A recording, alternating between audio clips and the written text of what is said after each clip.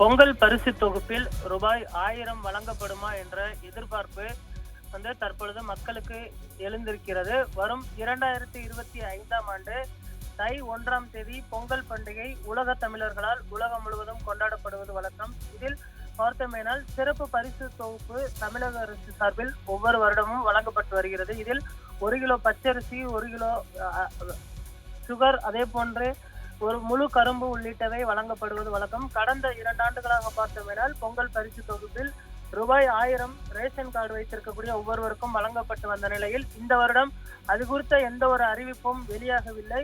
இது தொடர்பாக வெளியிடப்பட்டுள்ள அறிவிப்பில் அனைத்து அரிசி அட்டைதாரர்களுக்கும் பரிசு தொகுப்பு வழங்கப்படும் என கடந்த ஆண்டு அறிவிக்கப்பட்டது. ஆனால் இந்த ஆண்டு பார்த்தோமேனால் அந்த 1000 ரூபாய் வழங்குவது குறித்து எந்த ஒரு அறிவிப்பும் வெளியாகவில்லை. இதனால் பொதுமக்கள் பார்த்தோமேனால் மிகுந்த ஏமாற்றத்திற்கு உள்ளாகினர்.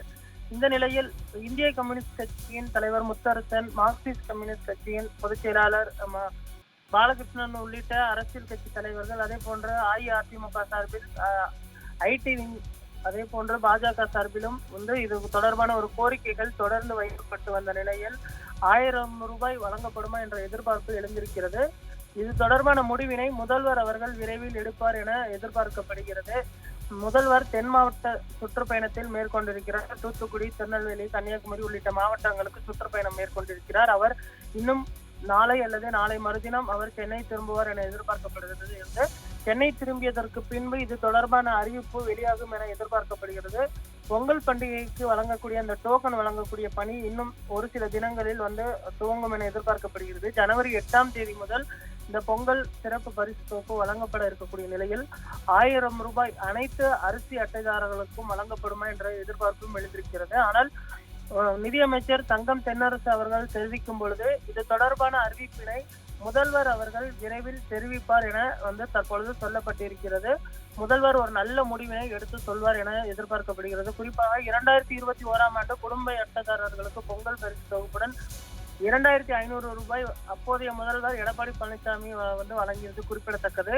2022ஆம் ஆண்டு 21 பொருட்கள் அடங்கிய பொங்கல் பரிசு தொகுப்பு மட்டும் வழங்கப்பட்டது. 2023, 24 ஆகிய ஆண்டுகளில் பரிசு தொகுப்புடன் 1000 ரூபாய் ரொக்கம் வழங்கப்பட்டது. ஆனால் 2025ஆம் ஆண்டு பொங்கல் வழங்கக்கூடிய அந்த பரிசு தொகுப்பில் 1000 ரூபாய் ரொக்கம் வழங்குவது குறித்து எந்த ஒரு அறிவிப்பும் வெளியாகவில்லை. இதனால் பொதுமக்கள் தற்பொழுது ஏமாற்றம் அடைந்திருக்கின்றனர்.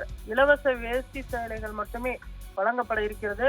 2,20,94,585 அரிசி குடும்ப அட்டைதாரர்களுக்கும் இலங்கை தமிழர் மறுவாழ்வு முகாம்களில் வசிக்கும் குடும்பத்தினர் பயன்பெறுவார்கள் என எதிர்பார்க்கப்படுகிறது. இதனால் அரசிற்கு 249 கோடி ரூபாய் மற்றும் 76 லட்சம் ரூபாய் செலவை ஏற்படுத்தும் என எதிர்பார்க்கப்படுகிறது. மேலும் பொங்கல் திருவிழாவை ஒட்டி 1000 ரூபாயும் வழங்க வேண்டும் என்ற கோரிக்கை அனைத்து தரப்பிலிருந்தும் எழுந்திருக்கக்கூடிய சூழ்நிலையில் இது தொடர்பான அறிவிப்பினை முதல்வர் அவர்கள் வழங்குவார் என எதிர்பார்க்கப்படுகிறது.